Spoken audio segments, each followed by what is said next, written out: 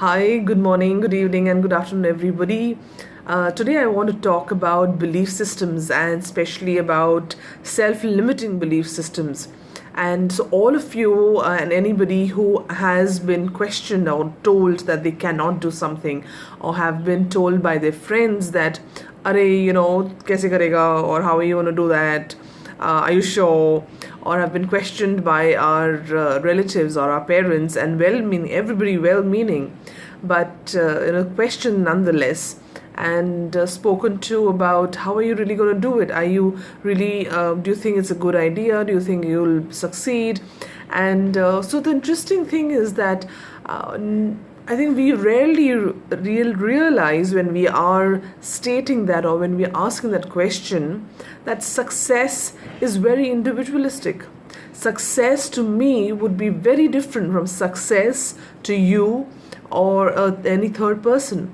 So I cannot gauge or tell somebody that what is going to be successful, because in my eyes, the definition or value of success could be very different. And basing the video that I wanted to talk to you about today, so I wanted to also mention a particular interview that has been, I think, getting viral on Facebook, and this is somebody from the media interviewed a celebrity before she became a huge celebrity many years back, I think about 3 decades or so, or perhaps more back. And she was starting a new show, and the interviewer asked her, so you are starting a new show, and what do you think are the expectations, and how is it going to do, and what if it doesn't do well? And the beautiful response was, and her demeanor was so amazing. There was no distraction, there was no feeling of lack, that how dare you ask me this question, or how could you ask me this question. The very, very simple response was, oh, the show is going to do well. And even if the show is not going to do well, I am still going to do well. And of course, there must have been a question mark on the interviewer's face. And so she responded by saying that I'm still going to do well because my success does not depend on this particular talk show or any particular talk show. My success or my definition of how I do well depends on how I treat myself. My success depends on how I view myself and how I view others and how I work with others. And that was such a simple but so pertinent message. And and also here, especially in India, I feel that there are such self-limiting beliefs that we really put into ourselves and also on our children. There was a session that I had today, which was parenting on awareness, and in that session I talk about how unconsciously parents are actually creating self-limiting beliefs in their children, and the words that we use unconsciously start building a pattern in the child. The studies have shown that, and over the decades, many studies have shown that the first 6-7 years of the child's life are the most crucial, because those first 6-7 years actually build the rest of the personalities. So, in other words, the personality, the character of an individual is formed by the time he or she is 7 years old. So my world view, how do I view the world? How do I, what my belief systems are? Do I look at the world out of fear? Do I look at the world out of trust? Do I look at the world from a sense of camaraderie? All of that is formed within the first 7 years of a child's life.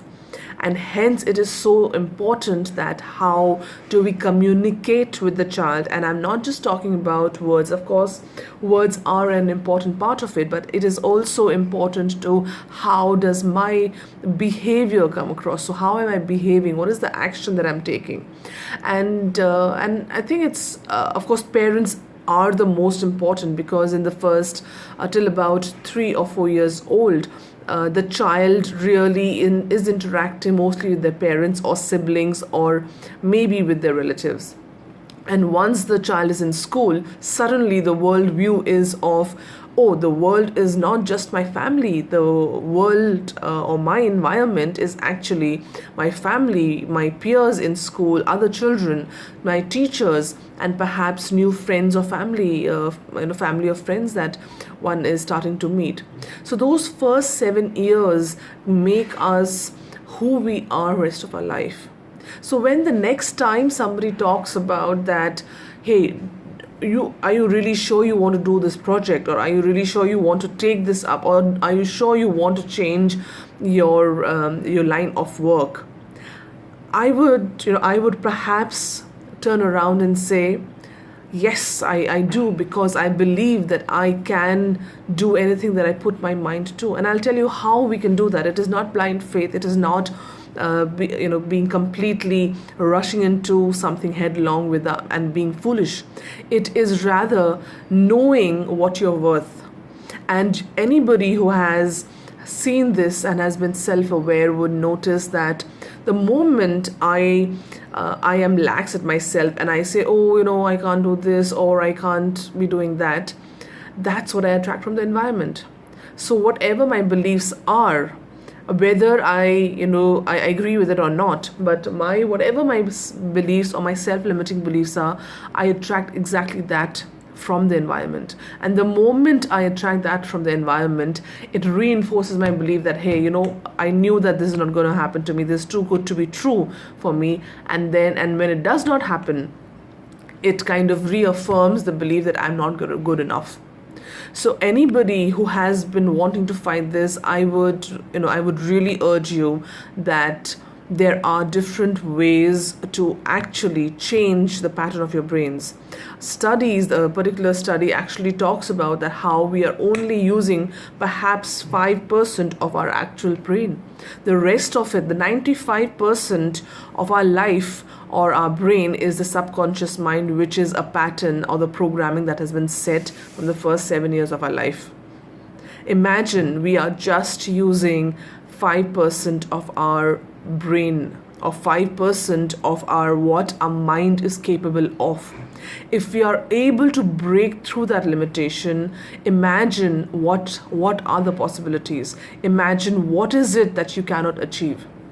So one of the things I in all the videos, I really also like to talk about what I am doing. So in the last couple of weeks, I've been meeting a lot of people, and then about mostly around work and also with friends. And personally, I've always felt the moment I get into a comfort zone, it's important to get out of the comfort zone, because the moment you're in your comfort zone, that means you are actually walking through life blind. You might as well just walk with wearing glaze on your eyes.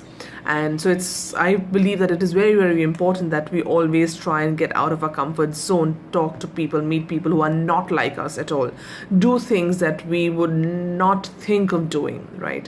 And those of you who say that it depends on the risk-taking ability, I would beg to differ. Risk-taking ability is again a self-limiting belief. And is it about the money? So the next question is what happens about the practical part of the money? And all of it, when you start looking at the reasons or the questions that we bring up, you will realize all of those questions are not coming from you. At least I would say most of the questions, 90% or 95% of the questions, when you're questioning yourself, are not coming from your inner self. They are coming from the self-limiting beliefs that have been put in our minds when we were younger. So in this particular month, I have really taken this upon myself between June and July to really go out there and talk to different people and do things in terms of work that I have not done. Will I meet with success, or will I meet with the kind of success that I would want? Perhaps not, and that's fine. But what I do know, that I will not give up. I do know I will be successful in my own way. I will be successful in looking at what defines success for me.